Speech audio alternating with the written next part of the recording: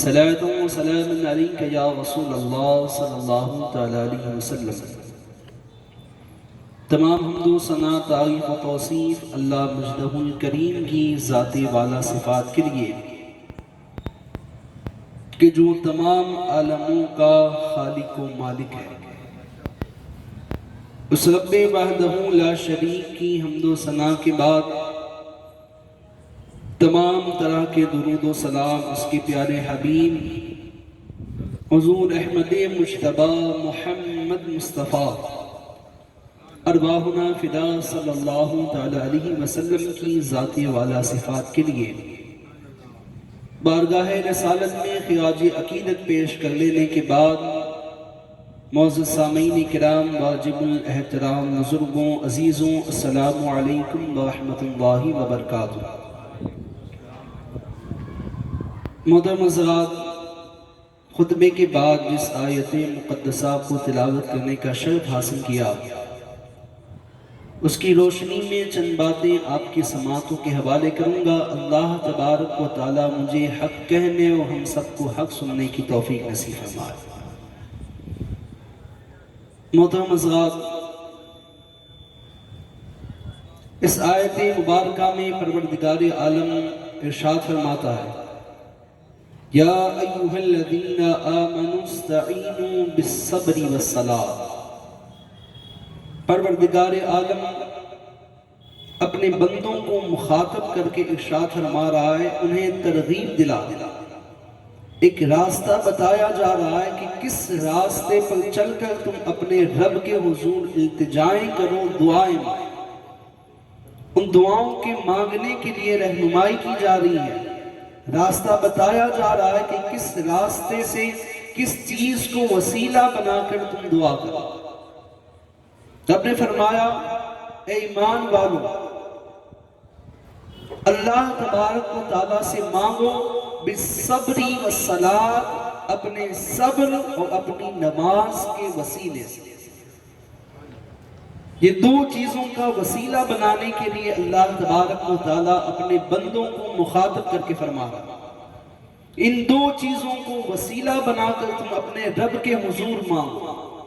مانگنے کی ترکیب بتائی جا رہی ہے، لیکن یہ مانگنے کے والے کیسے لوگ ہیں تو ان کی تعریف، ان کی عظمت کو بھی فرمایا، کہاں جب تم صبر اور صلاۃ کے دامن سے وابستہ ہو کر، اس دامن کو تھام کر جب رب کے حضور آؤ گے تو تم کس طرح ہوگے، وہ شخص کیسا ہوگا؟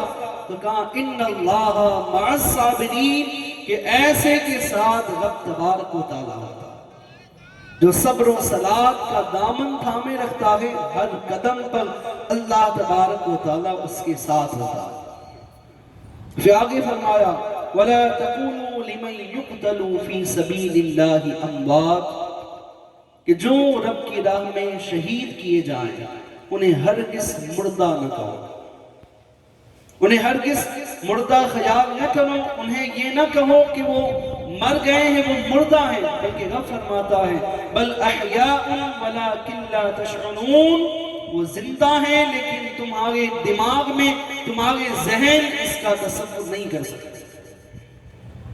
یہ واقعہ کربلا، یہ داستان کربلا، یہ شہید اعظم کا ذکر، اس کی ہر گھڑی، ہر ساتھ دیکھیں، کسی بھی تاریخ کی کتاب کو اٹھائیے، ابن کثیر کو اٹھائیے، تاریخ مظہری کو اٹھائیے، تاریخ طبرانی کو اٹھائیے، کسی بھی تاریخ کی کتب کو اٹھائیے، آپ کو ہر کتاب میں یہی نظر آئے گا کہ نہ انہوں نے آنسوؤں کو بہایا ہے، نہ واویلا کیا ہے، نہ رب کی ناشکری کی ہے، بلکہ ہر مقام پر اس کے شاکر بندے بن کر کھڑے رہے، ہر مقام پر صبر و استقامت کے دامن کو تھام کر آپ نے اپنے اس امتحان کو انجام دیا۔ امام عالی مقام علیہ السلام، کسی شاعر نے آپ کی شان میں، آپ کی عظمت میں کچھ اشعار کہے، وہ کہتا ہے امام حسین کے مرتبے کو سامنے رکھ کر، کہتا ہے کہ فلک پہ جنت حسین کی ہے، زمین پہ کعبہ حسین کا، فلک پہ جنت حسین کی ہے، زمین پہ کعبہ حسین کا ہے، جو سب کے سجدوں کی لاج رکھ لے وہ ایک سجدہ حسین کا ہے۔ سبحان اللہ۔ جو سب کے سجدوں کی لاج رکھے وہ ایک سجدہ حسین کا ہے۔ اور پھر آگے فرمایا کہ چلو کہ چھوچا مقدسہ میں شراب عشق وہیں سے پیے، چلو کہ چھوچا مقدسہ میں شراب عشق وہیں سے پیے، ارے وہاں کے ساقی ہیں شاہ سمنا، یہ شراب خانہ حسین کا ہے۔ وہاں کے ساقی ہیں شاہ سمنا، یہ شراب خانہ حسین کا ہے۔ وہاں بھی جو شراب تقسیم ہو رہی ہے، جو دین پلایا جا رہا ہے، یہ دین بھی حسین کا دین ہے۔ آگے فرمایا وہیں سے جنت کی سرحدیں ہیں کہ جہاں سے میدان کربلا ہے، جہاں سے میدان کربلا کی ابتدا ہوتی ہے۔ شاعر کہتا ہے کہ وہیں سے جنت کی سرحدیں ہیں جہاں سے میدان کربلا ہے، مگر یہ رستے اسے پتا ہے جو دل سے شیدا حسین کا ہے، مگر یہ رستے اسے پتا ہے جو دل سے شیدا حسین کا ہے۔ ایک مرتبہ بلند آواز سے پورا مجمع مل کر بارگاہ رسالت میں درود پاک کا ہدیہ پیش کرنے پڑی، اللہم صلی علی وعلی آلہ وصحبہ اجمعین وبارک وسلم۔ ایک نصیر کہتے ہیں کہ تذکرہ سنیے اب ان کا دل بیدار کے ساتھ، تذکرہ سنیے اب ان کا دل بیدار کے ساتھ، جن کا ذکر اکثر آتا ہے شہ ابرار کے ساتھ، جن کا ذکر اکثر آتا ہے شہ ابرار کے ساتھ۔ ایک شعر میں اتنی بڑی حقیقت کو انہوں نے جمع کر دیا، کہاں کیا فرمایا؟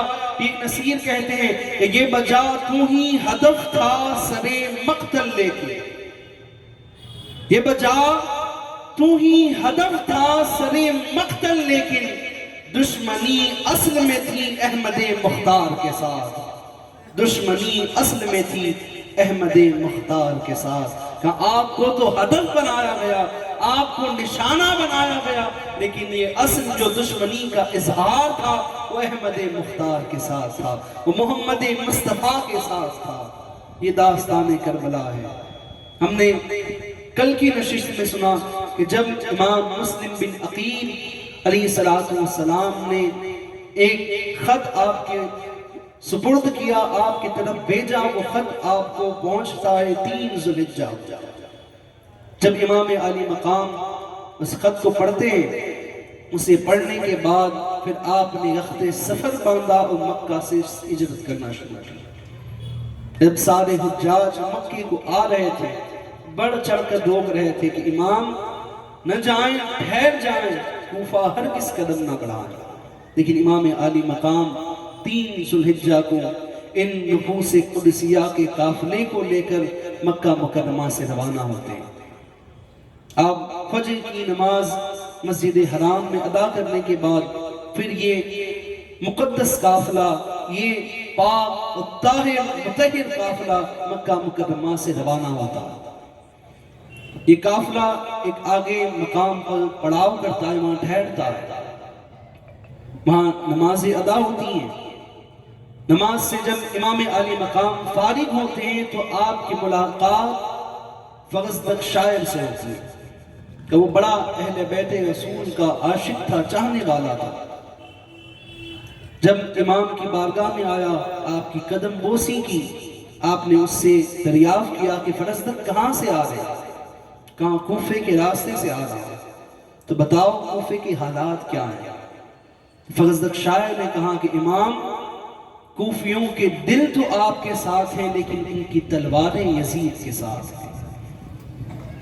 آپ کوفے کی طرف نہ جائیں، وہ کوفی جنہوں نے آپ کو بلایا ہے، آپ ان کی پکار پر وہاں جا رہے ہیں، لیکن آپ خبردار ہو جائیں، ان کے دل اگرچہ آپ کی طرف مائل ہیں لیکن ان کی شمشیریں، ان کی وفا وہ یزید ولید کے ساتھ ہے۔ امام عالی مقام پھر وہاں سے آگے سفر کرتے ہیں، وہاں سے کچھ آگے بڑھتے ہیں، کچھ آگے بڑھے تو ایک دوسرے شخص سے، ایک مسافر سے ملاقات ہوئی، اس کا نام سریح یا سریح بیان کیا کہ اس سے بھی امام پوچھتے ہیں کہ بتاؤ کوفے کے حالات کیا ہیں؟ کہ اس نے بھی کہا کہ امام آپ کوفہ ہرگز نہ جائیں، وہاں کے لوگوں سے آپ وفا کی امید نہ کریں، وہ لوگ ہرگز آپ کے ساتھ وفا سے پیش نہیں آئیں۔ لیکن امام عالی مقام ہیں جو عزم مصمم کر چکے ہیں، گویا نانا کے کیے ہوئے وعدے کو اب اپنی آنکھوں کے سامنے دیکھ رہے ہیں۔ امام عالی مقام ہے کہ کوفے کی طرف بڑھتے چلے جا رہے ہیں۔ ایک مقام پر کچھ اشخاص راستے میں ملتے ہیں، انہوں نے امام کو دیکھا، ان کے قدموں میں حاضر ہوئے، کہا امام آپ کہاں جا رہے ہیں؟ کہا کوفے جا رہا ہوں۔ کہا ہم ابھی قادسیہ سے ہو کے آئے ہیں، وہاں عمر ابن سعد ایک لشکر جرار لے کر آپ کا انتظار کر رہا ہے، جیسے آپ وہاں پہنچیں گے وہ یقیناً آپ کے مقابلے کے لیے کھڑا ہے، اب ہرگز وہاں نہ جائیں، آپ ایک کام کریں، آپ ہمارے ساتھ چلیں، ہم قبیلہ بنو طے سے تعلق رکھتے ہیں، کہ آپ ہمارے ساتھ تشریف لے جائیں، آپ ہمارے قبیلے میں چلیں، وہاں آپ ایک خطاب ارشاد فرمائیں گے، 40,000 سپاہی آپ کے پشے پش اپنی تلواریں لے کر آپ کی ایک آواز پر اپنی جانوں کے نذرانے پیش کریں گے۔ تو امام چلے ہمارے ساتھ، لیکن امام عالی مقام کو حق کو اجاگر کرنا تھا۔ کچھ لوگ کہتے ہیں کہ امام حسین نے معاذاللہ حکومت کو حاصل کرنے کے لیے، خلافت کو پانے کے لیے جنگ کے ارادے سے کوفہ کی طرف سفر کیا تھا۔ انہیں بتایا جائے کہ کوئی آ کے کہہ رہا ہے امام آئیے ٹھہریے گا، 40,000 سپاہی آپ کے سپرد کر دیں گے، لیکن امام حسین ہے کہ اسے انکار کر دیتے ہیں، کہا نہیں، ہماری مرضی ہمارے خدا نے طے کر دی ہے، ہمارے مقدر کو رب تبارک و تعالیٰ نے طے فرما دیا ہے، اب جو مرضی خدا ہوگی وہ حسین ابن علی کو منظور ہے۔ امام عالی مقام کا یہ مقدس قافلہ کوفے کی طرف روانہ ہوتا ہے۔ بہت ساروں نے راستے میں مل کر امام سے کہا امام ٹھہر جائیے، آپ کوفہ نہ جائیں، کوفہ کے حالات بیان کیے۔ کچھ سفیر بعد میں ملے، کوفہ کے قریب پہنچے تو کچھ سفیر آئے، انہوں نے آ کر کہا امام ہم کوفے سے آ رہے ہیں، کہا ہم نے کوفے کے حالات بڑے بدترین دیکھے ہیں۔ امام پاک نے کہا کیا دیکھا؟ کہا ہم نے آپ نے نائب بنا کر مسلم بن عقیل کو بھیجا تھا، کہا ان کوفیوں نے بے دردی کے ساتھ انہیں شہید کر دیا، کہا ان کے ساتھ ہانی بن عروہ کو بھی شہید کیا، ان کے دونوں فرزندان محمد و ابراہیم کو بھی بے دردی کے ساتھ شہید کر دیا۔ امام علی مقام جب یہ خبر سنتے ہیں سہم جاتے ہیں، ایک غم کا غلبہ دل پر محسوس کرتے ہیں، سوچتے ہیں کہ کس طرح یہ خبر خیمے میں تمام قافلے والوں کو بتائی جائے۔ اس کے بعد امام علی مقام خیمے میں تشریف لے جاتے ہیں۔ اس قافلے میں آپ کے ساتھ جو لوگ تھے ان کے اندر ایک امام مسلم بن عقیل کی شہزادی تھی، جو ان دونوں بھائیوں سے 1 یا 2 سال بڑی تھی، 9 یا 10 سال کی عمر ہے۔ امام علی مقام جب خیمے میں تشریف لاتے ہیں، اس ننھی شہزادی کو دیکھتے ہیں، امام مسلم بن عقیل کی صاحبزادی کو دیکھتے ہیں، اسے اپنے سینے سے چمٹا لیتے ہیں، اس کے سر پر دست شفقت پھیرنے لگتے ہیں۔ امام علی مقام کے اس محبتانہ انداز کو بچی سمجھ نہیں پاتی، وہ عرض کرتی ہے، کہاں چاچا جان آپ یہ کیا کر رہے ہیں؟ اتنی محبتیں کیوں کر رہے ہیں؟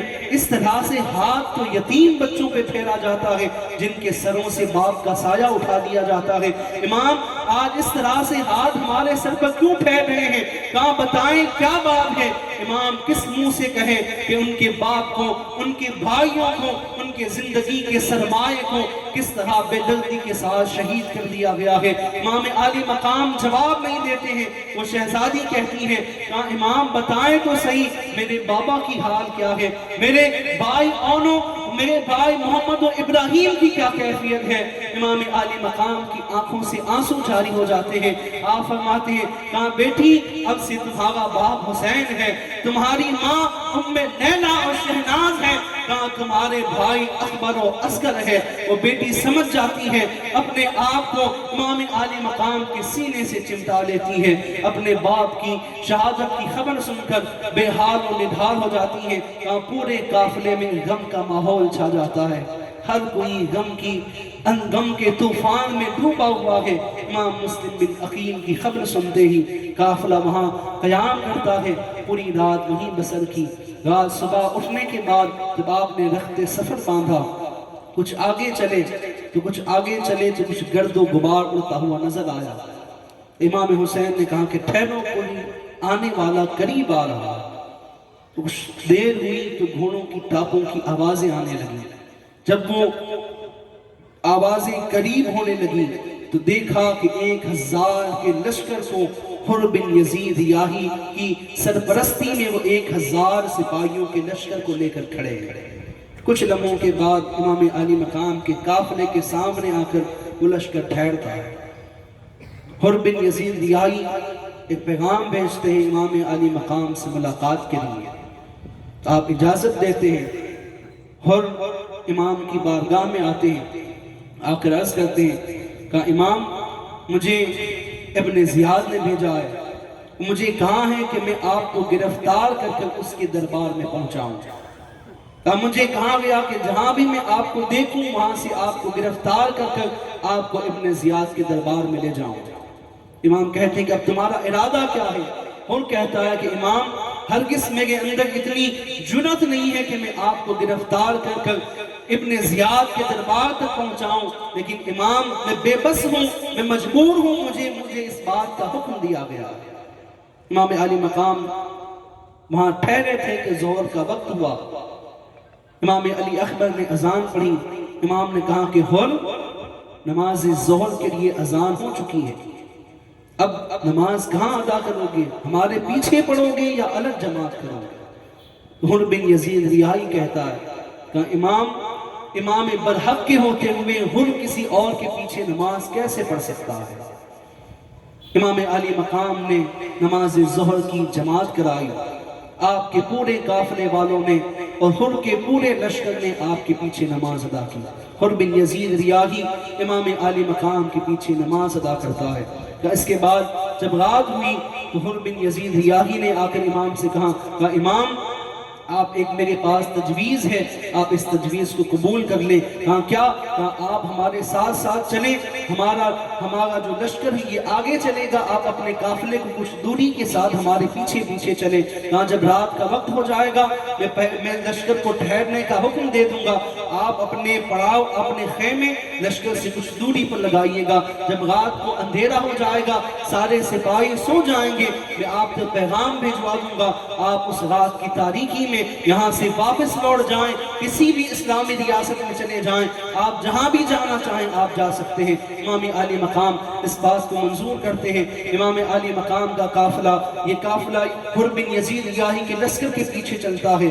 جب رات ہوتی ہے رات کو ٹھہرتے ہیں، قیام ہوتا ہے، لشکر کچھ دور ٹھہرا ہوا ہے، رات کو تھکے ہوئے سپاہی سو جاتے ہیں، حر بن یزید ریاحی کی طرف سے پیغام آتا ہے۔ امام علی مقام نے رخت سفر باندھا، قافلے والوں سے کہا کہ چلو کسی بھی راہ پر اپنے رخ کو کرو اور آگے بڑھنے لگو۔ امام علی مقام کا یہ مقدس قافلہ کسی بھی ایک راہ کی طرف رخ کرتا ہے، وہاں چلتا ہے، کہاں پوری رات چلے، لیکن ایسا معلوم ہوتا تھا کہ سامنے سے چلے تھے تو دور آ کر ٹھہر گئے ہیں۔ صبح ہوئی، حر بن یزید ریاحی سے کچھ دوری پر امام علی مقام کا یہ قافلہ موجود تھا۔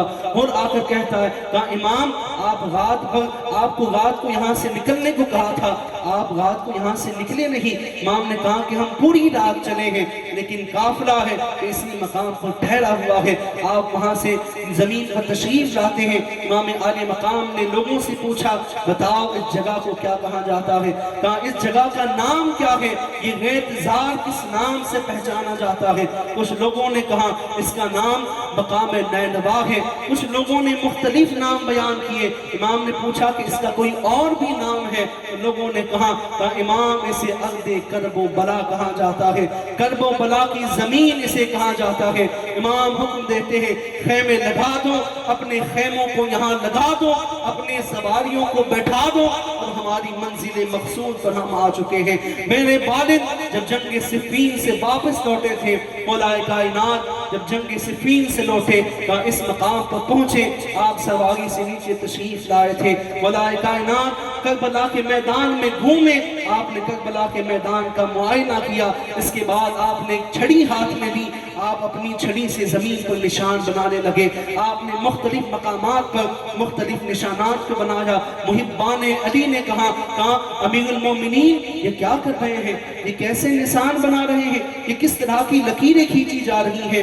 مولا کائنات فرماتے ہیں کہا یہ وہ مقام ہے جہاں میرا بیٹا حسین شہید ہوگا۔ آپ نے ایک نشان لگایا، کہا یہاں ان کے خیمے لگیں گے، کہا یہاں امہات المومنین کے اور پاک باز خاتونوں کے خیمے یہاں لگیں گے، کہا یہاں حسین کو شہید کیا جائے گا، یہاں اس کا لخت جگر علی اکبر شہید ہوگا، یہاں علی اصغر کے حلقوم میں تیر بلایا جائے گا، کہا یہاں قاسم کی جوانی کو لوٹا جائے گا، یہاں عباس کے بازوؤں کو کاٹا جائے گا۔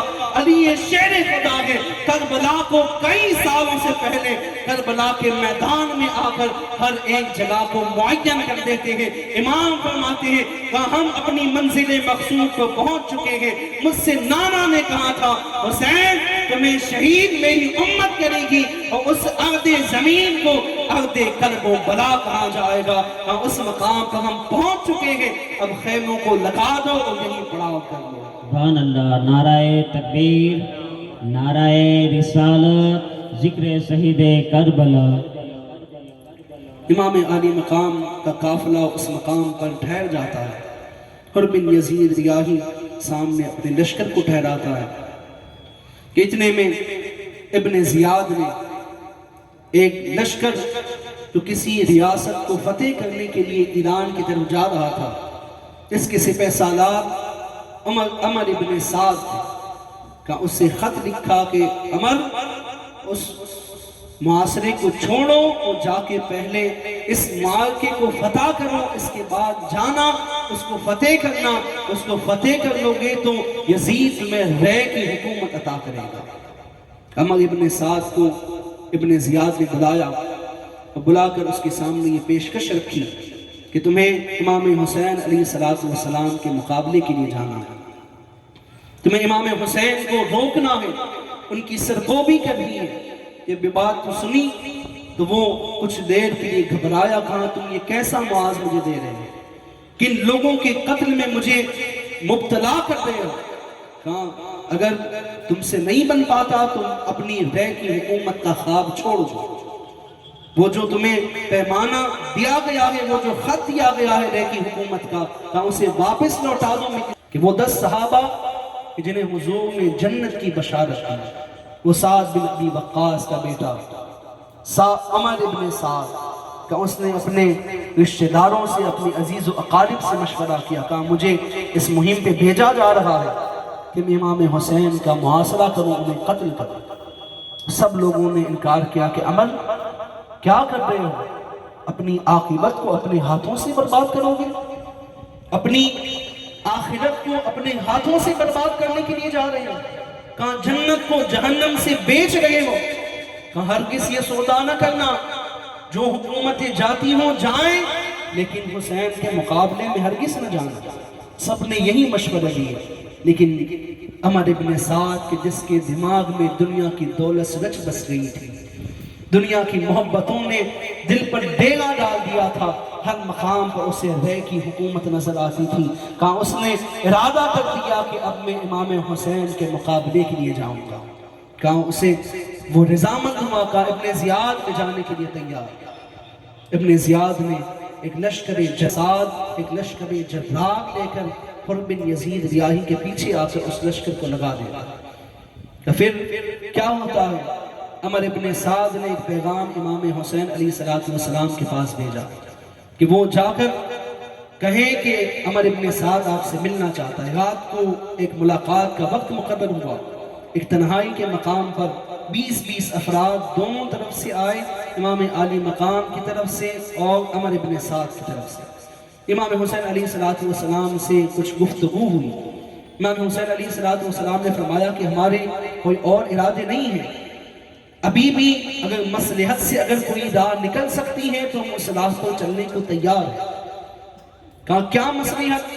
کہا 3 شرائط ہیں، ان تینوں شرائط میں سے کسی کو بھی منظور کر لو تو میں تمہاری بات پر راضی ہوں۔ امام عالی مقام نے کہا کہ 3 شرطیں یہ ہیں، ایک تو یہ کہ ہم جہاں سے آ رہے ہیں ہمیں واپس وہاں بھیج دیں، ہم اپنے گھروں کو واپس لوٹ جائیں، حرمین کی طرف لوٹ جائیں۔ دوسری شرط اگر یہ نہ مانو تو دوسری شرط یہ ہے کہ ہمیں کسی بھی اسلامی ریاست کی طرف ہمیں جانے دیا جائے، ہم وہاں چلے جائیں گے، اپنی زندگی امن و امان کے ساتھ وہاں بسر کریں گے۔ اور تیسری شرط یہ ہے کہ اگر دونوں شرطیں منظور نہ ہوں تو پھر ہمیں دمشق پہنچا دو، میں براہ راست یزید سے گفتگو کروں گا۔ یہ تین شرطیں جب عمر ابن سعد نے سنی تو اس نے اس سے خط میں لکھ کر ابن زیاد کے پاس بھیجا، اس نے خط میں اضافہ کیا، دو شرطیں تو وہیں رکھی، تیسری شرط میں اس نے لکھ دیا امام حسین علیہ السلام یزید کی ہاتھ پر معاذ اللہ بیعت کرنے کو راضی ہو گئے۔ یہ خط ابن زیاد کے پاس پہنچتا ہے کہ اسے جب خط پڑھا، تیسری شرط پڑھی، امام حسین یزید کے ناپاک ہاتھ پر اپنا ہاتھ دینے کو رضامند ہے، تو اس نے اپنے درباریوں سے کہا کہ یہ خط عمر ابن سعد نے لکھ کے بھیجا ہے، کہا وہ یہ خط لے کر آیا ہے اور اس نے کہا ہے کہ ان میں سے جو بھی شرط منظور ہو وہ اس پر عمل کرے۔ تو انہی درباریوں میں ایک لعین بدبخت شمن جوشن تھا، کہا وہ اٹھتا ہے اور کہتا ہے ابن زیاد کیا کرنے جا رہے ہو؟ کہا اگر تم نے انہیں واپس جانے دیا یا دمشق پہنچا دیا تو وہ پھر تمہارے سر پر یہ کیسی بہتان و تہمت لگے گی، امام عالی مقام تمہارے در پر حاضر نہیں ہوئے، تمہارے سامنے اپنے سر کو نہیں جھکایا، اگر تم پیغام لکھ کے بھیجو کہ یزید کے پاس بعد میں جائیں، پہلے ابن زیاد کے دربار میں اپنے سروں کو جھکائیں۔ یہ پیغام لکھ کر عمر ابن سعد کے پاس بھیج، تو وہ بڑا دل ملانے لگا، اس نے پیغام لکھ کر شمر ذی جوشن کی سپرد کیا، کہا کہ تو جا اور عمر ابن سعد کو یہ پیغام سنا، اس سے کہہ کہ کوئی نرمی نہ برتی جائے، امام کے ساتھ کسی طرح کی نرمی کا مظاہرہ نہ ہو، اور جتنی سختیاں ہو سکتی ہیں ان کے ساتھ کی جائیں، اور اگر وہ سختی کرنے پر راضی نہ ہو ان سے کہہ کہ سرداری چھوڑ دیں، میرے سپرد کریں، پھر تو لشکر کی کمان سنبھالنا، ان کے ساتھ جنگ کر۔ شمر بن جوشن وہاں سے کربلا آتا ہے، وہ عمر ابن سعد کو خط دیتا ہے، عمر ابن سعد کہتا ہے کہ یقیناً یہ تیری ہی شرارت ہے، جو خط میں نے لکھ کے بھیجا تھا اس کے بعد تو ابن زیاد کی اس بات کا اس کی حامی کے جواب کی مجھے امید تھی، لیکن یقیناً یہ تیری ہی شرارت ہے، تو نے ہی اس کی کان پھونسی کی ہے اور تو نے ہی اسے اس بات پر ابھارا ہے۔ شمر نے کہا کہ عمر بن سعد زیادہ باتیں نہ کرو، اگر تم اس معرکے کو انجام دے سکتے ہو تو دو، اگر نہیں دے سکتے تو پیچھے ہٹ جاؤ، اس سے دستبردار ہو جاؤ، میرے سپرد کرو۔ عمر ابن سعد جو دنیا کی محبت میں گرفتار تھا، اس نے کہا کہ نہیں، یہ معرکہ تو میں ہی انجام دوں گا، یہ جنگ تو میں ہی لڑوں گا۔ امام عالی مقام کے قافلے کے سامنے یہ لشکر جدار کھڑا ہوا ہے، تاریخ کے اوراق پلٹ کر دیکھیں تو تاریخ میں ایسی جنگ پہلے ہوئی، کہاں کون سی جنگ؟ کہاں جنگ بدر ہوئی، کیسی جنگ ہے؟ کہاں 313 کے مقابلے میں 1000 کا مقابلہ ہے، کہاں ایسے اگر بانٹا جائے تو ایک کے مقابلے میں 3 اشخاص آتے ہیں، 313 کو 1000 سے تقسیم کیا جائے تو ایک کے مقابلے میں 3 کا مقابلہ ہے، ایک کے مقابل میں 3 دشمن ہیں، لیکن کوئی کربلا کا معاملہ تو دیکھیں، کربلا کے میدان کی اس تشنگی کو دیکھیں، کیسا معاملہ ہے، کہاں 72 کے مقابلے میں 22,000 کا لشکر جرار ہے، کیا برابری ہے؟ کہاں اگر تقسیم کیا جائے تو ایک فرد کے مقابلے میں 300 اشخاص ہوتے ہیں، ایک کے مقابلے میں 300۔ تاریخ میں اس سے پہلے ایسی کوئی جنگ نہیں دیکھی تھی، ایسا کوئی مارکہ تاریخ کی نگاہوں سے نہیں گزرا تھا جو مارکہ کربلا کا برپا ہونے جا رہا تھا، جو واقعہ کربلا میدان کربلا میں روح پذیر ہو رہا ہے۔ کیسی جنگ ہے، یہ کیسا مارکہ ہے کہ جس کی ہر ایک ادا، اس کی हर एक हरकत बेमिसल व बेमिसाल है। इमाम आली मकाम का मुक़द्दस काफ़िला है। कहाँ जब इमाम आली मकाम के पास ये लश्कर पहुँच गया, कहाँ उसके बाद फिर इब्न ज़ियाद ने ख़त लिख के भेजा, कहाँ उसमें लिखा था, कहाँ ये हैदर कर्रार के चश्मो चिराग हैं, इनकी रगों में दौड़ने वाला खून हैदरी खून है। अगर इनसे बराए रास्त डायरेक्ट मुकाबला करोगे तो तुम हजारों क्या लाखों की तादाद में भी हो तब भी उनकी ताब नहीं ला सकते, उनका मुकाबला नहीं कर सकते। एक काम करना, ये खत तुम्हें जैसे पहुंचे इसके बाद तुम नहरे फुरात को पहरा लगाना, उनके खैमे में पानी की एक बूंद तक न पहुंचने देना। तारीख बयान करती है, दो रिवायतें मिलती। एक रिवायत के मुताबिक 7 मुहर्रमुल हराम को आप पर पानी बंद कर दिया गया। एक रिवायत के मुताबिक आपको 2 मुहर्रम पर आप पर पानी को बंद किया गया। जो पानी जमा था, जो आपके पास मौजूद था, उस पानी पर आपने 7 मुहर्रमुल हराम तक गुजर किया। इमाम आली मकाम है, इमाम हुसैन अलैहिस्सलाम का ये मुक़द्दस काफ़िला है। ये क्या काफ़िला है? क्या ये कोई लश्कर है जो जंग के लिए जा रहा हो? क्या ये कोई मार्के को फतह करने के लिए निकला हुआ लश्कर है? कहा लश्कर तो वो होता है जिसमें जो लश्कर का सिपह सालार होता है, ये अपनी खवातीन को साथ लेकर नहीं जाता है, वो अपनी पाकबाज खातूनों को, अपने नन्हे बच्चों को, बीमार आबिदों को साथ लेकर नहीं आता है। ये लश्कर नहीं है, ये तो हक का फरमान सुनाने वाला, ये तो हक की दावत देने वाला हुसैन इब्ने अली है। अली का शेर है जो मौलाए कायनात अली अल-मुर्तज़ा का ये लाडला है, जो हुसैन अलैहिस्सलाम नबी पाक अलैहिस्सलाम के दीन के परचम को बुलंद करने के लिए निकले हैं। इमाम आली मकाम तो पानी बंद कर दिया जाता है। ये पानी 2 रोज तक बंद हुआ। क्या जब 9 मुहर्रमुल हराम आई, जुमेरात के दिन असर की नमाज जब इमाम आली मकाम ने, आपके काफिले वालों ने अदा कर ली, इसकी असर की नमाज के बाद फिर जैसे ही नमाज से फारिग हुए तो कूफियों ने अपनी सफ़ों को दुरुस्त कर दिया। कहा बिल्कुल जंग की तैयारी करने लगे कि अभी वो आकर हमला करेंगे। इमाम आली मकाम अब्बास नंबरदार को हुक्म देते हैं कि अब्बास जाओ, ये कैसी हरकत है, ये कैसी आवाज़ें हैं, ये कैसी तैयारियां हैं, मालूम करके आओ। अब्बास नंबरदार अपने कुछ साथियों को लेकर जाते हैं। अमर इब्ने साद से कहते हैं अमर ये कैसी तैयारियां हो रही है? कहा अब और कोई मुतालबात नहीं होंगे, अब कोई गुफ्तो शुनीद नहीं होने वाली, अब तो 2 ही बातें हैं, या यजीद की बैत को तस्लीम करो या फिर हमारे साथ मुकाबले के लिए तैयार हो जाओ। अब्बास नंबरदार वापस लौटते हैं, इमाम से अर्ज़ करते हैं इमाम वो लोग जंग पर आमादा है, वो इस वक्त हमला करना चाहते हैं। इमाम आली मकाम कहते हैं हम उनसे कह दो हमें 1 रात की मोहलत दे दी जाए, ये आशूरे की रात है, बड़ी बाबरकत रात है, हम इस रात को अपने रब को राजी कर लें, हम अपनी रब की जितनी हो सके इबादत कर लें, उसके कलाम की तिलावतें कर लें। अब्बास नंबरदार ये बात सुनाते हैं 1 रात की हमें मोहलत दी जाए, इसके बाद सुबह फिर जंग की तैयारी करना, आपको मोहलत दी जाती है। फिर क्या होता है, इमाम आली मकाम ने तमाम जानिसारों को, जितने भी लोग आपके साथ शरीक थे, का उनके अंदर इमाम हसन मुश्तबा के भी 3 या 4 बेटे मौजूद थे, इमाम मुस्लिम बिन अकील के 3 भाई मौजूद थे, मौलाए कायनात अली अल-मुर्तज़ा के 4 बेटे मौजूद थे, हज़रत अब्बास भी उस काफिले में है, हज़रत अबू बकर भी है, हज़रत उस्मान भी है, हज़रत अब्दुल्ला भी है, हज़रत मोहम्मद बिन अली भी है, कहाँ मुस्लिम बिन औसजा भी है, बहुत सारे जानिसार हैं। उसके अलावा जो भी आपके मुहिब्बीन और अंसार मदीना मुनव्वरा से आपके साथ चले थे, इमाम आली मकाम की तमाम जानिसारों को इमाम ने खैमे में जमा किया। नमाज इशा अदा करनी, इशा की नमाज अदा करने के बाद इमाम आली मकाम पूरे खैमे वालों को एक खैमे में जमा करते हैं, तमाम काफिले वालों को जमा किया। आपने उठकर एक खुतबा इरशाद फरमाया, हम्द व सलात के बाद आपने हुज़ूर अलैहिस्सलाम की तारीफ बयान करने के बाद अपने साथियों से मुखातब होकर कहा اے میرے جانثاروں میں فخر کرتا ہوں کہ کائنات ہستی میں جیسے ساتھی میرے ہیں ایسے دنیا میں کسی کے ساتھی نہیں ہوئے ہیں. جس طرح سے تم نے میرا ساتھ دیا ہے, میرے ہر قدم پر میرے ساتھ رہے ہو, مجھے تم پر ناز ہے.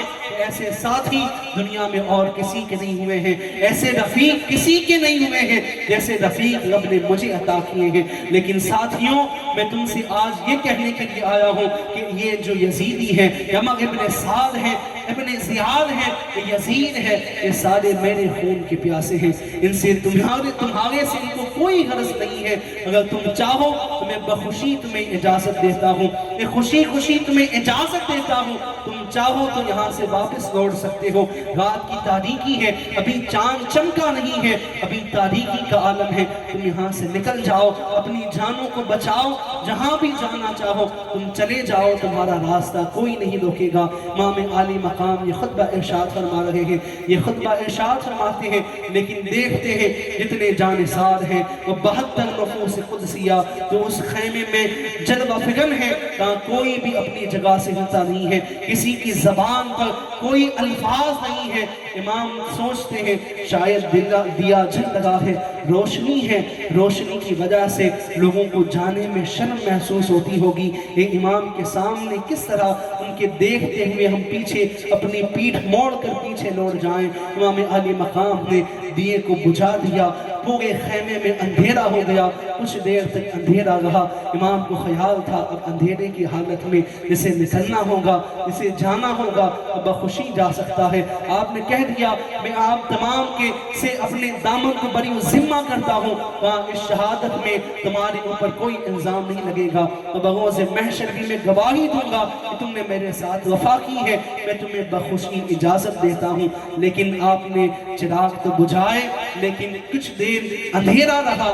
لیکن اندھیرا جب رہا اس کے بعد آپ نے اپنے بھائی عباس کو حکم دیا, کہاں عباس چراغ جلا دوں. یہاں رک کر دیکھا جائے, کہاں امام عالی مقام نے تمام اصحاب سے کہا تھا, کہاں جس کو جانا ہو لوٹ سکتا ہے, جسے بھی یہاں سے اٹھ کر جانا ہو وہ اس اندھیرے میں اس تاریکی میں جا سکتا ہے. لیکن امام کو یقین تھا سارے جانے والے جا سکتے ہیں, جس کو جانا ہو وہ واپس لوٹ سکتا ہے, سارے جا سکتے ہیں, لیکن عباس علمبردار نہیں جا سکتے. اندھیرے میں تاریکی میں کہتے عباس دیے کو جلا دو. عباس دیے کو جلاتے ہیں, شمع روشن ہوتی ہے, اجالا ہوتا ہے. کیا دیکھتے ہیں, جانثاروں کی آنکھوں میں آنسو ہیں, زاروں کے دار رو رہے ہیں. عرض کرتے ہیں امام کیسی بات کرتے ہیں, ہم آپ کو اس رن میں تنہا چھوڑ کر کیسے چلے جائیں, ہم آپ کو یہاں تنہا چھوڑ کر کیسے اپنی جانوں کو بچا کر واپس لوٹے. عباس علمبردار کہتے ہیں امام ہم آپ کو چھوڑ کر کیسے جائیں, ہم آپ کے بغیر تو اپنی زندگی کا کوئی دن تصور نہیں کرتے, ہمیں آپ کے بغیر ایک دن بھی زندگی کا منظور نہیں ہے. امام عالی مقام کے جانثار بڑھ بڑھ کر اپنی جانثاری کے نذرانے پیش کرتے ہیں. کہا امام ہمارے خون کا آخری قطرہ تک باقی بچے گا, اس وقت تک ہم آپ کے اوپر آنچ آنے نہیں دیں گے, ہم اپنی جانوں کو قربان کر دیں گے, ہم اپنا سب کچھ قربان کر دیں گے. لیکن امام عالی مقام ہم آپ پر ہرگز آنچ نہیں آنے دیں گے, ہم آپ کو چھوڑ کر نہیں جائیں گے. امام عالی مقام نے جب اپنے جانثاروں کی ایسی جانثاری دیکھی, ان کی محبت کے یہ جذبات دیکھے, امام عالی مقام کہتے ہیں تو ٹھیک ہے اب کل کی جنگ کی تیاری کرو. آج شب عاشور ہے, عاشورے کی رات ہے, بڑی بابرکت رات ہے.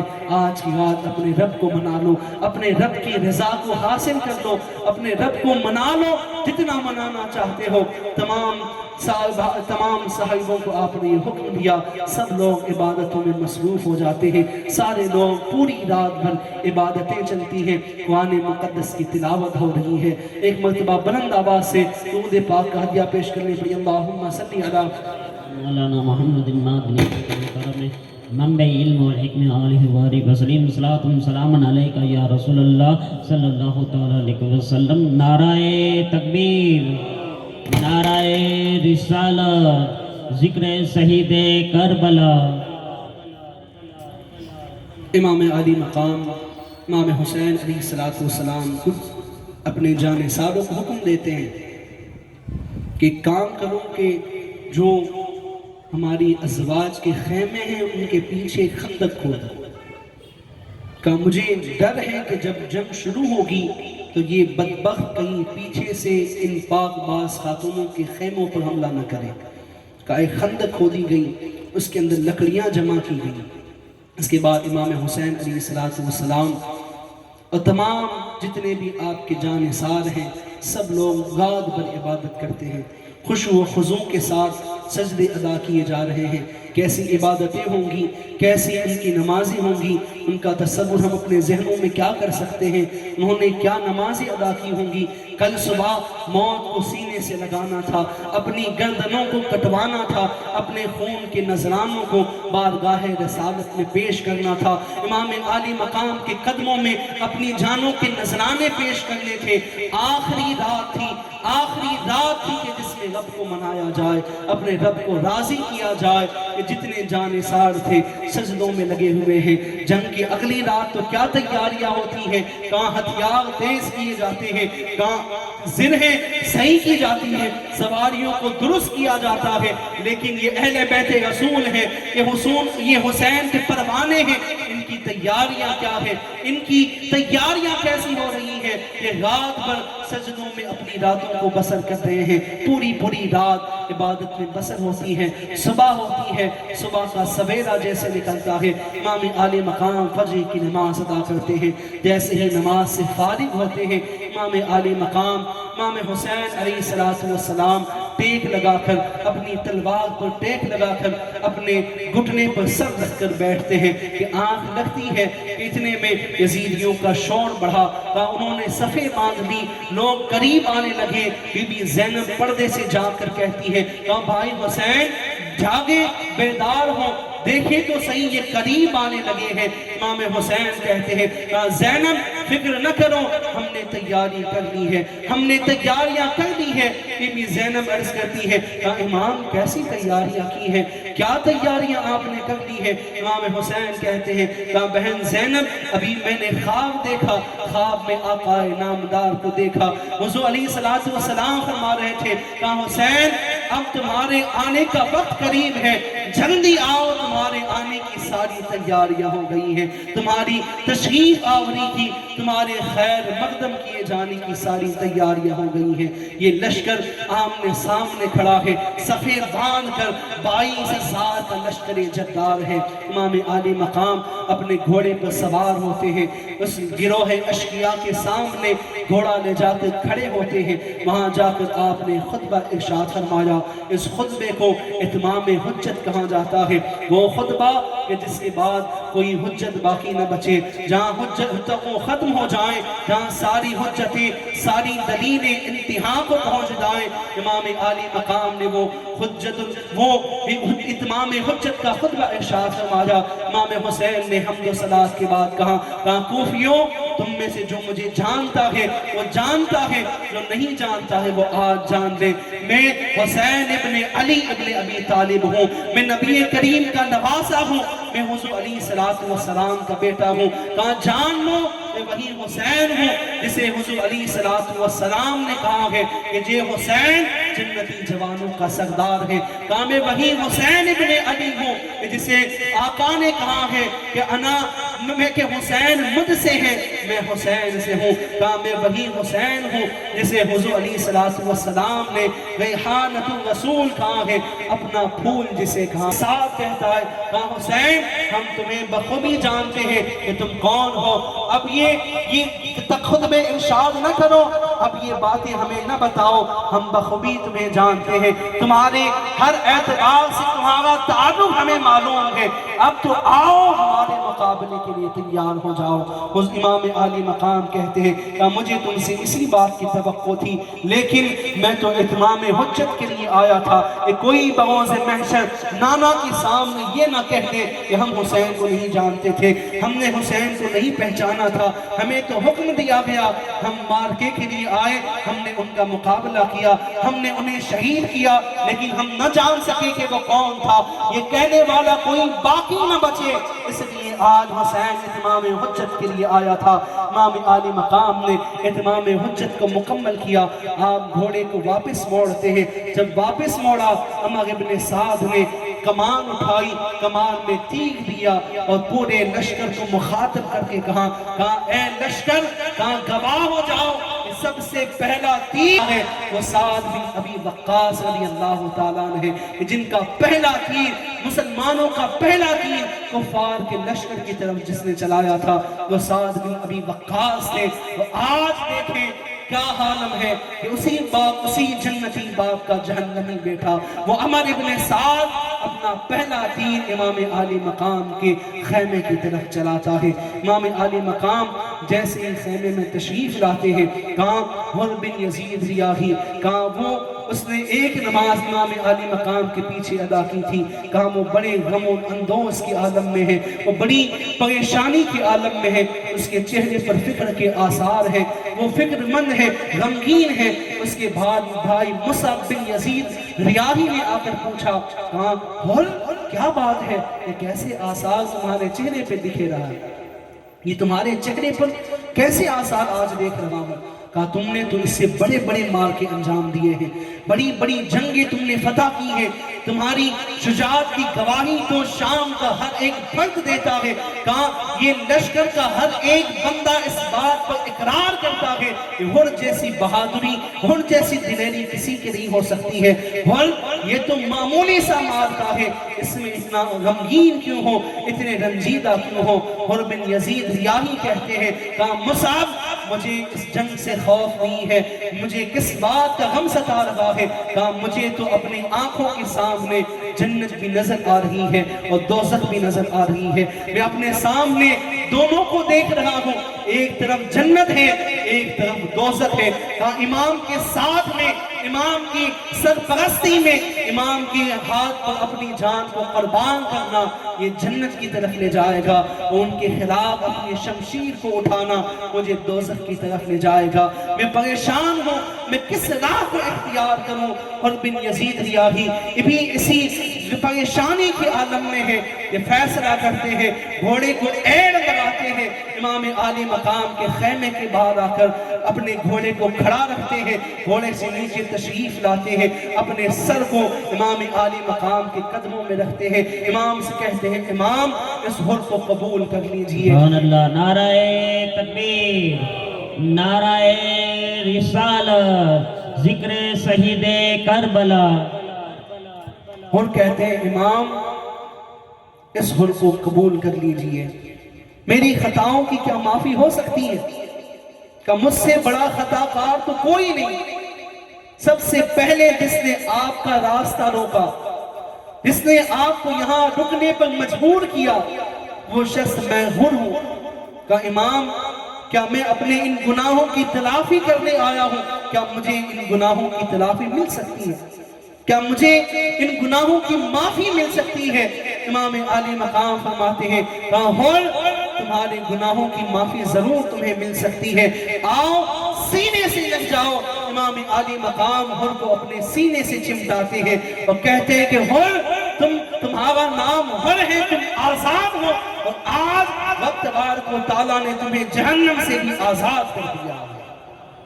حر بن یزید ریاحی وہ ایک واحد فرد جو 22,000 کے لشکر میں اسے رب تبارک و تعالیٰ نے یہ توفیق عطا کی تو اس نے ان اشقیاء کا ساتھ چھوڑ کر امام حسین علیہ السلام کے قدموں میں اپنی جان کو نثار کیا۔ حر بن یزید ریاحی کہ انہوں نے امام عالی مقام سے اجازت لی کہ امام آپ کے مقابلے میں جو بھی آپ کے ساتھ آپ کے ساتھی ہیں، کہا ان سب سے پہلے آپ مجھے اجازت دیں، میں حر آپ کی طرف سے جا کر آپ کی سرپرستی میں آپ کی پسِ پشت میں اس مقابلے کے لیے سب سے پہلے جانا چاہتا ہوں۔ امام عالی مقام حر بن یزید ریاحی کو اجازت دیتے ہیں، حر امام عالی مقام کے قدم بوسی کر کر امام سے اجازت لے کر قافلہ لشکر جرار کے سامنے آ کر کھڑے ہوتے ہیں، لشکر میں کوہرام مچتا ہے۔ کہا ایک ہمارا سپہ سالار عمرو بن سعد نے دیکھا تو کہا حر یہ کیا غداری ہے، یہ کیا تم نے کیا ہے کہ اپنے گروہ کو تبدیل کر لیا؟ امام حسین کی طرف جا کے کھڑے ہو گئے ہو اور نے کہا کہ عمر ابھی بھی وقت ہے، پلٹ جاؤ، آ جاؤ اس طرح جس طرح میں حسین کے قدموں میں آیا ہوں۔ اگر تم بھی آ جاؤ گے تمہیں بھی معافی میسر آ جائے گی، تمہیں بھی حسین معاف کر دیں گے، اور آگے بڑھو۔ کہا عمر آ جاؤ، اگر آ گئے تو تمہاری آخرت سنور جائے گی، تمہاری آخرت سنور جائے گی۔ دوزخ کا سودا نہ کرو، جنت کا سودا تمہارے سامنے ہے۔ عمر بن سعد کہتا ہے ہل تم نے یہ کیسا قدم اٹھایا ہے، اور آگے بڑھتے ہیں۔ یہ امام حسین کا محب، کہاں امام حسین کی اجازت لے کر امام کا یہ جانثار میدان چکارزار میں جاتا ہے، وہاں جا کر للکار لگاتا ہے کوئی جو مر کے مقابلے میں آئے؟ کس میں جرأت تھی کہ جو اپنے سپہ سالار کا مقابلہ کرے؟ کس کی اندر اتنی طاقت تھی کہ حر بن یزید ریاحی کے مقابلے میں نکلے؟ جس کی شجاعت کو ہر کوئی تسلیم کرتا تھا، جس کی شجاعت کی زیور کو ہر کوئی اپنے داد سخن سے نوازتا تھا۔ کون اس حر بن یزید ریاحی کے مقابلے میں آئے؟ جب کوئی نہیں آیا، حر آگے بڑھتے ہیں، لشکر میں کود پڑتے ہیں، جہاں جاتے ہیں لاشوں کے ڈھیر لگا دیتے ہیں۔ سینکڑوں کو فنار جہنم کرنے کے بعد جب دیکھا گیا، عمر ابن سعد نے دیکھا کہ اب کسی بھی طرح سے حر پہ قابو نہیں پایا جا سکتا، اس نے حکم دیا کہاں سپاہیوں تنے تنہا نہ جاؤ، ایک بار بھی وار کرو، جتنے ہو سکے ایک ساتھ حملہ کرو۔ جب ایک ساتھ حملہ کرو گے تب تم ہم پر قابو پا سکتے ہو، تب تم حر پر قابو پا سکو گے، اس کے علاوہ تم حر پر قابو نہیں پا سکتے۔ تمام جتنے بھی اشقیاء تھے چاروں طرف سے ٹوٹ پڑتے ہیں، تلواریں چلتی ہیں، نیزے چلتے ہیں، تیر لگتے ہیں۔ حر بن یزید ریاحی امام حسین کا وہ پہلا جانثار جو کربلا کے میدان میں شہید ہوتا ہے، ایک نیزہ آر کے سینے میں لگتا ہے، وہ گھوڑے سے زمین پر تشریف لاتے ہیں۔ عمر ابن سعد ندا لگاتا ہے حسین اپنے پہلے شہید کے لاش کو اٹھا کر لے جاؤ، اپنے پہلے جانثار کے جنازے کو یہاں سے لے جاؤ۔ امام عالی مقام جیسے قریب پہنچتے ہیں، حر کی لاش کو اپنی گود میں لیتے ہیں، بے ہوشی کا عالم تھا، آنکھیں کھولتے ہیں، امام عالی مقام کے چہرے کو دیکھتے ہیں، چہرہ دیکھنا تھا کہ روح قبض عنصری سے پرواز کر جاتی ہے۔ انا للہ و انا الیہ راجعون، یہ پہلی شہادت تھی کربلا کے میدان میں امام عالی مقام کی طرف سے پیش ہوئی۔ امام عالی مقام حر کی لاش کو لا کر خیمے میں رکھتے ہیں، ابھی خیمے میں رکھنا تھا کہ خیمے کے باہر کیا دیکھتے ہیں کہ ایک نوجوان حسین وجہ والا، بڑی موڑی صورت والا، بڑی خوبصورت چہرے والا ہے، اس کے ساتھ دو خاتون ہیں۔ وہ کون ہیں؟ وہب بن عبداللہ قلبی ہیں۔ کہاں وہ کون ہیں؟ ان کے بارے میں تاریخ بتاتی ہے، کہاں وہ کربلا کے قریب ایک دیہات میں رہنے والے تھے۔ کہاں جب ان کی والدہ کو پتا چلا امام عالی مقام کو کربلا کے میدان میں اتنے بڑے لشکر جرار نے گھیراؤ کیا، آپ کے مقابلے کے لیے آیا ہے، تو وہ ماں اپنے لخت جگر کے پاس آتی ہے، آ کر کہتی ہے وہب، کہا میں نے تمہاری پرورش کی ہے، تمہیں اپنا دودھ پلا کر تمہارے خون کو پروان چڑھایا ہے۔ کہا وہب آج وقت آ پہنچا ہے کہ آج ماں تم سے اپنے خون کا بدلہ مانگتی ہے، کہ آج تمہارے پاس اپنے خون کا بدلہ طلب کرتی ہے۔ کہاں امام کو اس طرح گھیرا گیا ہے، اب میری غیرت گوارا نہیں کرتی کہ میرا نوجوان بیٹا میرے گھر میں موجود ہو اور میں امام کو اس طرح شہید ہونے دوں۔ کہا میں تمہیں امام کے پاس لے جا کر ان کے قدموں میں اپنی جان کو نچھاور کرنے کا حکم دیتی ہوں۔ وہ بیٹا کہتا ہے کہا ماں میں تمہاری بات کو تسلیم کرتا ہوں، میں جانے کے لیے تیار ہوں، لیکن مجھے اجازت دے میں اپنی بیوی سے بھی اجازت دریافت کروں۔ سبحان اللہ، نعرہ تکبیر، نعرہ رسالت، ذکر شہید کربلا۔ آپ حضرات سب قریب قریب تفصیل آئے، سب قریب قریب تفصیل آئے، آنے والے کو دقت نہ ہو۔ بیچ میں جو جگہ ہے ان جگہوں کو پر کر کر آگے آ جائیں کہ پیچھے آنے والے لوگوں کے لیے جگہ ہو جائے، جتنا ہو سکے قریب قریب آ جائیں۔ ایک باغ سب لوگ درود پاک کا ہدیہ پیش کر کر آگے جو جگہ بیچ میں ان جگہ کو پر کر کے آگے آ جائیں۔ दुरूद शरीफ पढ़ ले, अल्लाहुम्मा सल्ली अला मौलाना मोहम्मद मादनी जुद वल करम मंबे इल्म वल हिकम आलिहि व बारिक वसल्लम सलातु सलाम अलैका या रसूल अल्लाह सल्लल्लाहु तआला अलैहि वसल्लम। वहाब बिन अब्दुल्ला कल्बी अपनी वालिदा से कहते हैं कि माँ अगर इजाज़त दे तो मैं अपनी बीवी से भी इजाज़त ले लूँ, कि उनकी शादी को अभी 17 दिन गुजरे थे। वहाब बिन अब्दुल्ला कल्बी अपनी अहलिया के पास जाते हैं और जाकर कहते हैं कि ए मेरी शरीक हयात, तुमने मेरे लिए अपने ख़ानदान को, अपने घर बार को छोड़ा, कहा तुमने सारे अरमानों को तर्क कर कर मेरी साथ को अपनाया, मेरे लिए सब कुछ छोड़ा, अब मुझे अपना हक बुला रहा है, अब मुझे मेरा फरीज़ा बुला रहा है कि अब मैं अपनी जान को इमाम की कदमों में निछावर कर दूं।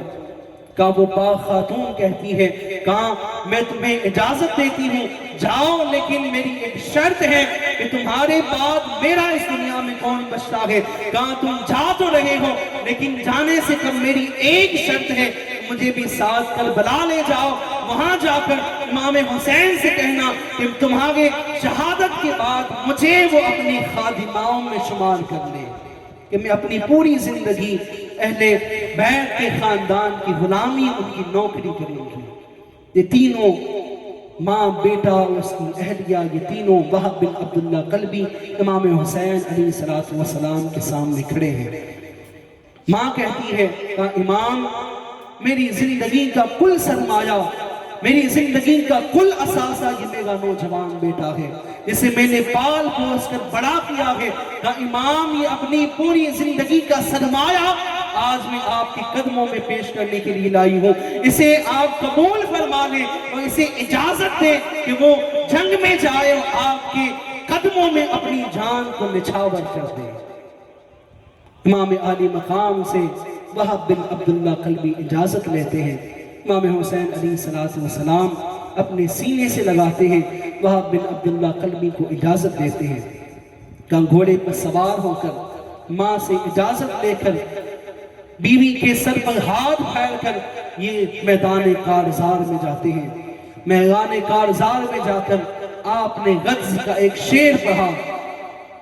वहाब बिन अब्दुल्ला कल्बी कहते हैं, हुसैनुन अमीनुन व नैमुल अकीम लहू लम्अतुन कस्सिगाजुल मुनीर। कहा अमीरुल मोमिनीन यजीद नहीं है बल्कि हुसैन इब्ने अली है। सुभान अल्लाह, सुभान अल्लाह। कहा चश्मो चिरागे नबूवत हुसैन इब्ने अली है। कहा कौन है? तो हुसैन के इस गुलाम के मुकाबले में आए। जब ये गज़ की अशआर सुने तो लश्करे कुफ़ार में, लश्करे अश्किया में हैबत तारी हुई, हर कोई लरसने लगा। हल मिल मुबारिस कहा है कोई जो मेरे मुकाबले में आए, जो इस गुलाम का मुकाबला करे। इब्न ज़ियाद के दो गुलाम सालिम एक दूसरा गुलाम दोनों मुकाबले में आते हैं। वहाब बिन अब्दुल्ला कल्बी तलवार का एक वार करते हैं और दोनों को खाको खून में मिलाकर रख देते हैं।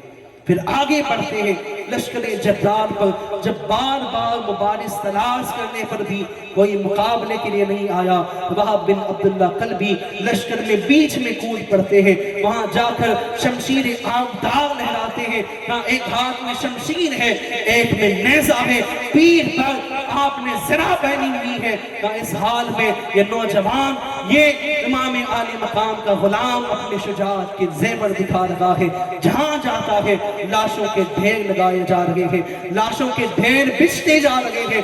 बेशुमार कूफियों को विसाले जहन्नम करने के बाद वहाब बिन अब्दुल्ला कल्बी अपने घोड़े की रकाब को मोड़ते हैं, अपने घोड़े को मोड़ते हैं, वापस खैमे की तरफ आते हैं, माँ के पास आते हैं, माँ के कदमों को बोसा देते हैं और माँ से अर्ज करते हैं, कहा माँ तुमने देखा तेरे बेटे ने कैसे ज़ेवर दिखाए हैं, अपनी शुजाअत का कैसा मुजाहिदा किया है। कहा माँ मैंने तेरे खून का हक अदा कर दिया है, क्या मैंने तेरे दूध का हक अदा कर दिया है। ماں کہتی ہے کہا بیٹے تیری سیرت کو دیکھ کر، تیری شجاعت کو دیکھ کر میرا سینہ چوڑا ہو چکا ہے، لیکن اے وہب بن عبداللہ تیری ماں کے خون کا حق اس وقت ادا ہوگا جب تیرے سر کو میں حسین کے قدموں میں جا کر رکھوں گی۔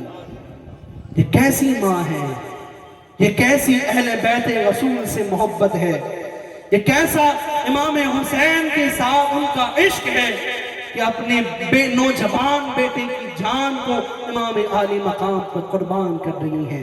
وہب بن عبداللہ قلبی جاتے ہیں، دباغہ لڑتے ہیں، بے شمار کوفیوں کو واصل جہنم کرنے کے بعد پھر زخم سے چور چور ہو کر گھوڑے سے جب نیچے تشریف لاتے ہیں تو ایک بدبخت آگے بڑھتا ہے، آپ کے سر کو دھڑ سے الگ کرتا ہے، سر کو گیند کی طرح امام عالی مقام کے خیمے کی طرف پھینکا گیا اور کہا امام اپنے دوسرے شہید کے سر کو وصول کرو۔ وہ ماں جب اس نے یہ بات سنی آگے دوڑ کر جاتی ہے، اپنے لخت جگر کے سر کو اپنی گود میں اٹھاتی ہے، اپنے نور عین کے چہرے کو دیکھتی ہے، گرد و غبار کو دور کرتی ہے، خون کو صاف کرتی ہے، زلفیں سنوارتی ہے، اپنے بیٹی کی پیشانی کو بوسہ دیتی ہے، پھر وہ سر اطہر کو وہ اس کی اہلیہ کی گود میں دیتی ہے۔ وہ خاتون اپنے شوہر نامدار کے سر کو جیسے گود میں لیتی ہے، سینے سے چمٹاتی ہے، آواز حلق میں اٹک جاتی ہے، ایک چیخ نکالتی ہے اور روح قبض عنصری سے پرواز کر جاتی ہے۔ وہ خاتون بھی اسی مقام پر انتقال کر جاتی ہے۔ امام عالی مقام کے قدموں میں وہ والدہ اپنے بیٹے کے سر کو پیش کرتی ہے۔ امام عالی مقام ہے، یہ کیسا صبر و استقلال کا پہاڑ ہے، یہ کیسا صبر و رضا کا کوہ ہے، جسے کوئی بھی درد، جسے کوئی بھی رنج، علم اس کی قدموں کو ذرہ برابر لغزش نہیں پہنچا رہا ہے۔ یہ امام ہے، امام حسین ہے، 3 دن کے بھوکے پیاسے ہیں، لیکن جو امام کے ساتھ جانثار تھے، امام کے جو ساتھی تھے، تاریخ بیان کرتی ہے کہاں وہ ساتھی 50 یا 52 کی تعداد میں تھے، کہاں ان تمام نے یہ عزم کیا کہاں امام اہل بیت رسول کا ایک فرد بھی جب تک ہم لوگ حیات ہیں ہماری موجودگی میں کوئی بھی میدان میں نہیں جائے گا۔ یکے بعد دیگرے جتنے بھی جانثار تھے سارے جانثار ایک ایک کر کر میدان کارزار میں جاتے گئے اور سب نے شہادت کی جام کو آگے بڑھ کر نوش فرمایا۔ امام عالی مقام کے جتنے جانثار تھے سارے جانثاروں نے یکے بعد دیگرے اپنی جانوں کے نذرانوں کو امام عالی مقام امام حسین علیہ السلام کی قدموں میں پیش کر دیا۔ جتنے بھی جانثار تھے اب کون بچے ہیں؟ اب اہل بیت رسول بچے ہیں، اہل بیت رسول کے خاندان والے بچے ہیں۔ امام عالی مقام ان تمام جانثاروں کے لاشوں کو اٹھا کر ان کے جنازوں کو اٹھا کر لاتے ہیں، خیمے میں رکھتے ہیں۔ خیمے میں ایک قطار سے تمام شہداء کے لاشوں کو رکھا جا رہا ہے۔ امام عالی مقام جیسے خیمے میں تشریف لے جاتے ہیں کیا دیکھتے ہیں؟ بی بی زینب آ کے کھڑی ہے۔ امام عالی مقام فرماتے ہیں کہاں بہن زینب کیوں آئی ہو؟ امام عالی مقام سے عرض کرتی ہے کہاں بھائی جان آپ نے حضور کی حدیث نہیں سنی؟ حضور نے فرمایا الصدقۃ تدفع البلاء، کہ صدقہ بلاؤں کو دور کر دیتا ہے۔ جب صدقہ کوئی ادا کرتا ہے رب تبارک و تعالیٰ اس صدقے کے عوض میں بلاؤں کو، گنجوں کو، تکلیفوں کو، مصیبتوں کو دور کر دیتا ہے۔ کہا آپ نے اس حدیث کو نہیں سنا؟ امام کہتے ہیں کہ ہاں زینب میں نے اس حدیث کو سنا ہے، میں نے آقا کے اس فرمان کو سنا ہے، لیکن یہاں ہمارے پاس صدقہ دینے کے لیے اب کوئی شے موجود نہیں ہے کہ جو ہم صدقہ دے سکے۔ امام عالی مقام سے ان کی بہن زینب عرض کرتی ہے، زینب کبریٰ کہتی ہے کہ امام میں آپ کا صدقہ اتارنا چاہتی ہوں۔ آج بھائی پر مصیبت کے بادل چھائے ہوئے ہیں، آپ پر مصیبت اس طرح ٹوٹ رہی ہے، اب بہن چاہ رہی ہے کہ اپنے بھائی پر سے صدقہ اتار کر وار دے، اپنے بھائی پر سے صدقے کو وار دے، اس کی بلاؤں کو دور کر دے۔ امام کہتے ہیں زینب کیا صدقہ اتارنا چاہتی ہو؟ بی بی زینب کہتی ہے کہا امام میری کل پونجی میری یہ 2 شہزادے اون و محمد ہے، یہ 2 ننھے شہزادے ہیں جو رن میں جانے کے لیے بڑے اتاولے ہیں، بڑے اتاولے ہو رہے ہیں کہ جلدی ہمیں اجازت ملے ہم اپنی تلواریں لے کر اس رن میں جائیں، ان کفار کے، ان اشقیاء کے مقابلے میں جائیں۔ کہا بھائی انہیں اجازت دو کہ یہ دونوں تمہارے سر پر سے میں وار کر تمہارا صدقہ ادا کروں۔ امام حسین کی مقام پر اپنے آپ کو رکھ کر دیکھیں، کہا بہن آ کر اپنے بیٹوں کو قربان کرنے کی التجا کر رہی ہے۔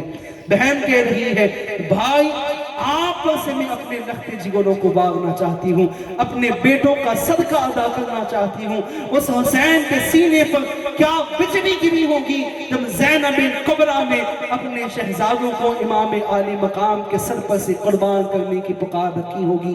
زینب کہتی ہے کہا بھائی آپ مجھے اجازت دیں، ابھی بابا مرتضیٰ نہیں ہے، بی بی فاطمہ نہیں ہے کہ میں ان سے جا کر ان کا واسطہ لے کر آپ سے یہ بات منواؤں، لیکن بھائی آپ مجھے اجازت دیں کہ میں اپنے دونوں لخت جگروں کو آپ پر سے وار دوں۔ امام عالی مقام اجازت دیتے ہیں۔ یہ دونوں ننھے شہزادے اون و محمد ننھی ننھی تلواریں ہیں، ہلکے ہلکے نیزے ہاتھ میں لیے ہیں، دونوں کو دولہا بنا کر بی بی زینب روانہ کرتی ہیں۔ یہ دونوں شہزادے جب میدان میں جاتے ہیں، جب غن میں پہنچتے ہیں، لوگ بڑے حیرت میں ہوئے یہ کون سے نوجوان ہیں، 9-10 سال کی عمر ہے، دونوں بچے اپنے ہاتھوں میں تلوار لے کر، ماتھے پر حیدر کرار کا جلال لے کر، آنکھوں میں سرخ خون کو بھرے ہوئے، غصے میں آگ بگولے ہوتے ہوئے میدان کی طرف آ رہے ہیں۔ یہ کون سے نوجوان ہیں؟ عمر ابن سعد نے کہا کون ہو؟ ان دونوں نے کہا کہ ہم کون ہیں؟ ہم اون و محمد ابن عبداللہ ابن جعفر طیار ہیں، ہم جعفر طیار کے پوتے ہیں اور عبداللہ کے بیٹے ہیں، زینب کے لخت جگر ہیں، امام عالی مقام کے بھانجے ہیں، امام عالی مقام کے شہزادے ہیں۔ یہ دونوں شہزادے جب آتے ہیں تو وہ عمر ابن سعد کہنے لگا کہا شہزادوں تم لوگ جنگ نہ کرو، آؤ میرے پاس آؤ، یہاں پانی کی مشکیں ہیں، یہاں کھانا ہے، نعمتیں ہیں، یہاں آ جاؤ تمہارے سامنے یہ ساری نعمتیں رکھتا ہوں۔ وہ شہزادے کہنے لگے بے ساختہ پکار اٹھے کہا اے عمر تو ہمیں یہ نعمتیں دیتا ہے، ہمیں ان نعمتوں کی لالچ دیتا ہے، اور زہرا کے لال کے اوپر زہرا کے لال کے بارے میں تیرا کیا خیال ہے، ان کے بارے میں تو کیا کہتا ہے؟ یہ دونوں شہزادے آگے بڑھتے ہیں، ان دونوں کی تاریخ کو بھی تاریخ نگاروں نے کیا ہی سرخ الفاظ میں لکھا ہے۔ یہ ہے تو دو ننھے شہزادے، لیکن یہ دونوں جنگ کربلا میں آگے بڑھ رہے ہیں، اشقیاء کے اوپر ٹوٹ پڑتے ہیں، محمد دائیں جانب سے جاتے ہیں، اون بائیں طرف سے جاتے ہیں، ننھی تلواریں ہیں لیکن جس پر بھی اٹھتی ہیں وہ اس تلوار کی تاب نہیں لا سکتا ہے، وہ اس تلوار کا جواب دینے سے قاصر نظر آتا ہے۔ یہ دونوں شہزادے جہاں جاتے ہیں کئی سالوں کو واصل جہنم کر دیتے ہیں۔ بعض نے کہا کہ ایک نے 40 کوفیوں کو فی نار جہنم کیا۔ یہ کیسے شہزادے ہیں، یہ کیسے علی کے لال ہیں۔ اسی لیے تو کسی نے کہا کہ علی کا گھر بھی کیا گھر ہے کہ جس کا ہر بچہ جہاں پیدا ہو شیر خدا معلوم ہوتا ہے۔ سبحان اللہ، نعرہ تکبیر، نعرہ رسالت، ذکر شہید کربلا۔ پھر امام عالی مقام کے یہ دونوں بھانجے امام زینب کبریٰ علیہ السلام کی یہ دونوں شہزادے بے دردی کے ساتھ شہید کر دیے جاتے ہیں۔ امام عالی مقام کو آواز ہوتی ہے امام اپنے بھانجوں کے لاشوں کو لے جاؤ۔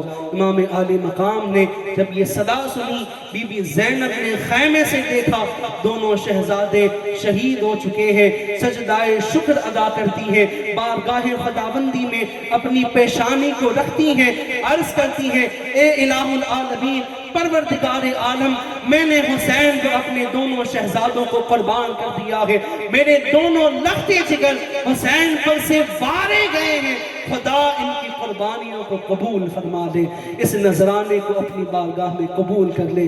امام عالی مقام دونوں شہزادوں کو گود میں اٹھا کر زینب کبریٰ کی گود کے سپرد کرتے ہیں، عرض کرتے ہیں زینب तुम्हारी कुर्बानी को रब ने कबूल कर लिया है। तुम्हारे इन दोनों शहजादों की कुर्बानियों को रब तबारक व तआला ने अपनी बारगाह में कबूल व मकबूल कर लिया है। ये कैसी करबला है, ये कैसा मार्का है, इसे क्या जंग कहा जा सकता है, ये कैसा वाक़या पेश आ रहा है, यहाँ किस तरह से खून, किस तरह से अपनी शुजाअत के ज़ेवर दिखाए जा रहे हैं। 72 है 22,000 के मुकाबले में, लेकिन इसके बावजूद भी खौफ कैसा है, डर कैसा है, उनकी हैबत कैसी है कि हर कोई थर्रा रहा है कि ये अगर तरो ताज़ा होकर मुकाबले में आ जाए तो 22,000 को एक फर्द आकर काट कर रख दे, वो गाजर मूली की तरह सबको काटता हुआ चला जाए। 3 रोज के भूखे प्यासे हैं, 3 रोज से न खाना मयस्सर हुआ है, न पानी की एक घूंट मयस्सर हुई है। इसके बावजूद भी इमाम आली मकाम के ये शहजादे, इमाम हुसैन अलैहिस्सलाम की ये जानिसार अपनी जानों के नजराने बारगाह खुदाबंदी में पेश कर रहे हैं। ये अनोखी दास्तान करबला है, ये अनोखा मार्का है, ये कैसा हुसैन इब्ने अली का मंजर है, ये कैसा नाम है कि जब या हुसैन कहा जाए तो दिल को सुकून और रूह को, कल्ब को और इत्मीनान कल्ब हासिल हो जाता है जब या हुसैन कहा जाता है। ये कैसा हुसैन का नाम है कि जब ज़बान पर लिया जाए दिलो कल्ब को राहत और दिलो रूह को सुकून मयस्सर आ जाता है। वो हुसैन इब्ने अली है जो अपने इम्तिहान को अंजाम देते हैं, सब्र और इस्तिकामत का दामन को थामे रखते हैं। आपके अहलो अयाल ने, आप तारीख के कुतुब उठाकर देखेंगे आपको कहीं नजर नहीं आएगा इमाम आली मकाम ने आंसुओं को बहाया हो, अपने किसी जानिसार की शहादत पर अपने नवासों को, अपने बेटों को, अपने भतीजों को कटता हुआ देखकर इमाम की ज़बान पर कोई शिकवे के अल्फाज आए हो, किसी तारीख के किताब में नजर नहीं आएंगे। क्यों कर आएंगे? लोग कहते हैं इमाम आली मकाम तो भूखे प्यासे थे, उन्हें तो पानी नहीं दिया गया, उन्हें तो नेमतों से महरूम करके रखा गया। अरे उन्हें बताया जाए, ये तो वो लोग हैं जिनकी बचपन से तरबियत इस तरह की जा रही है कि करबला के मैदान में सुरखरू होना है। ये वही उसी घर से ताल्लुक़ रखने वाले हैं कि जहाँ 3 रोज तक बगैर सहरी व इफ्तार के रोजे रखवाए जा रहे हैं। गोया तरबियत की जा रही है। हुसैन अभी 3 दिन और 3 रातों की भूखो प्यास तो बर्दाश्त करो, आगे वो वक्त आना है कि उम्मते मोहम्मदिया, उम्मते मुस्तफ़ा तुम्हें इस तरह भूखा प्यासा रखेगी। उनकी तो तरबियत इस अंदाज से हुई थी कि वो मैदान करबला के इम्तिहान में सुरखरू हो जाएं। अरे वो अगर इशारा करते तो क्या नहीं हो सकता था। इमाम आली मकाम अलैहिस्सलातु वस्सलाम अगर इशारा करते थे तो नहरे फुरात दौड़ कर इमाम के कदमों में आकर खड़े ठहर जाता। नहरे फुरात पूरा सिमेंट कर इमाम आली मकाम के कदमों के बोसे लेता। क्यों ना लेता? इमाम का शहजादा कई सदियों के बाद हिंदुस्तान की सरजमीन में अजमेर के अजमरे मोहल्ला में बैठकर इशारा करे, खुद न जाए, कासिम को भेजे, कासा दे और कहे कि कासा ले जाकर अना सागर से कहो कि तुम्हें गरीब नवाज बुलाएं, तो वो अना सागर कासे में सिमट कर आ जाए। अगर हुसैन इब्ने अली वो मोइनुद्दीन का दाना अगर इजाजत दे देता, अगर हुक्म कर देता तो नहरे फुरात इमाम आली मकाम के कदमों में आकर ठहर जाती। लेकिन उन लोगों, उनकी रिज़ा क्या थी? वो तो रिज़ाए इलाही पर राज़ी थे, खुदाबंदी पर राज़ी होने वाले थे। उनके मुकद्दर में शहादत को लिख दिया गया था। उन्होंने शहादत को आगे बढ़कर अपने सीनों से लगाया, अपने आप को, अपनी जानों को, अपने कुंबे को, अपना सारा सब कुछ इस्लाम की खातिर कुर्बान कर दिया। इंशाअल्लाह करीम कल की नशिस्त में वो जो अहले बैत रसूल, वो आपके ख़ानदान वाले अली अकबर, इमाम कासिम, इमाम अली असगर, इमाम मौला अब्बास, इमाम आली मकाम की शहादत का जिक्र हम समाअत करेंगे। और इसके बाद ये करबला सिर्फ करबला तक महदूद नहीं है, करबला के बाद भी अहले बैत रसूल पर जो जुल्म व तशद्दुद हुआ है, अहले बैत रसूल की शहजादियों पर जो ظلم و تشدد کے پہاڑ توڑے گئے ہیں، جو ان پر مصیبتیں ڈالی گئی ہیں وہ ناقابل بیان ہے۔ وہ یہ کان اتنی ہمت نہیں رکھتے، نہ یہ زبانیں اتنی وقعت رکھتی ہیں کہ ان درد و علم کو اپنی زبان سے بیان کر سکے، جو اللہ کے محبوب کے ان لادروں پر ان کوفیوں نے، ان کلمہ شریک مسلمانوں نے اس طرح سے آپ پر ظلم و تشدد کیا ہے۔ اللہ تبارک و تعالی ہمیں کہنے سننے سے زیادہ عمل کی توفیق نصیب فرمائے۔ پروردگار عالم ہمارے یہاں بیٹھنے کو، ہمارے یہاں سننے کو، ہمارے یہاں کہنے کو اپنی بارگاہ میں قبول فرمائے۔ رب تبارک و تعالی ہمیں کربلا والوں کا صدقہ نصیب فرمائے، اور ہمیں اہل بیت رسول کی غلامی میں جلائے، اور ہمیں اہل بیت رسول کی غلامی میں موت نصیب فرمائے، ہماری نسلوں کو غلامی رسول عطا فرمائے۔ وآخر دعوانا الحمدللہ رب العالمین۔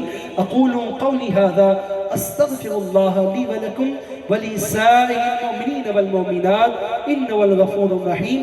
السلام علیکم ورحمۃ اللہ وبرکاتہ۔ صلاۃ و سلام کے لیے کھڑے ہو جائیں۔ ہیں یہ سارے غلام، سب غلام آپ کو سلام، آپ کو سلام۔ ماہ محرم ہر مومن کے دل کو تڑپا جائے رے، ذکر حسینی کر کے ہر ایک مومن روتا جائے۔ ماہ محرم ہر مومن کے دل تڑپا جائے رے، ذکر حسینی کر کے ہر ایک مومن روتا جائے رے۔ ایسا ہے یہ صبر کا مقام، آپ کو سلام، آپ کو سلام۔ یا حسین ابن علی کہتے ہیں یہ سارے غلام، سب غلام آپ کو سلام، آپ کو سلام۔ تیر لگا ننھے اصغر کو پھول سا چہرہ مرجھایا، دیکھ سحر بانو بچے کو گود میں لے کر فرمایا۔ تیر لگا ننھے اصغر کو پھول سا چہرہ مرجھایا، دیکھ سحر بانو بچے کو گود میں لے کر فرمایا۔ ہو جے کوثر کا پی لینا جام، آپ کو سلام، آپ کو سلام۔ یا حسین ابن علی کہتے ہیں یہ سارے غلام، سب غلام آپ کو سلام، آپ کو۔ الصلاة والسلام عليك بارك يا رسول الله، الصلاة والسلام عليك بارك يا حبيب الله، الصلاة والسلام عليك بارك يا دافع البلاء والنباء، الصلاة والسلام عليك بارك يا محمد رسول الله صلى الله تعالى عليه وسلم۔ ربنا آتنا في الدنيا حسنة وفي الآخرة حسنة وقنا عذاب النار۔ اللهم ربنا تقبل منا إنك أنت السميع العليم وتب علينا إنك أنت التواب الرحيم۔ لي خمسة اطفي بها حر الوباء الحاتمة، المصطفى والمرتضى وابناهما بالفاطمة۔ إن الله وملائكته يصلون على النبي، يا أيها الذين آمنوا صلوا عليه وسلموا تسليما۔ اللهم صل على سيدنا شفيعنا مولانا محمد معدن الجود والكرم وآله وبارك وسلم۔ سبحان ربك رب العزة عما يصفون وسلام على المرسلين والحمد لله رب العالمين۔ لا إله إلا الله محمد رسول الله۔